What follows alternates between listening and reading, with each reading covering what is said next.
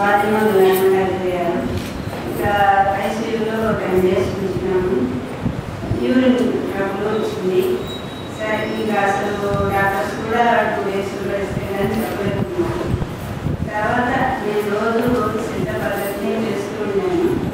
ఇంకా పద్మావతి గారికి ఫోన్ చేసేది. తిరుపతిలో ఉన్నాము మా పెద్దపై గారితో. అక్కడి నుంచి హాస్పిటల్ నుంచి కూడా ఎలా చేయాలమ్మా, ఇప్పుడు కండిషన్ ఇలా ఉంది అని నేను రోజు ఫోన్ చేసి అడుగుతున్నాను. పద్మావతి గారు చెప్పిన సలహా ప్రకారం చేశాను. తర్వాత చిన్నగా కోరుకున్నారు, షుగర్ బ్యాగ్ వేసుకున్నారు. షుగర్ బ్యాగ్ కూడా తీసేసి మామూలుగా నడుస్తున్నారు, మామూలుగా తీసుకుంటున్నారు. ఈ సిద్ధ వల్ల మా వారికి ఇంకా ఆపరేషన్ కూడా చేయాల్సి వస్తుందన్నారు అనుకుంటున్నారు. తర్వాత మళ్ళీ స్కానింగ్ తీస్తే ఆపరేషన్ కూడా అవసరం లేదన్నారు.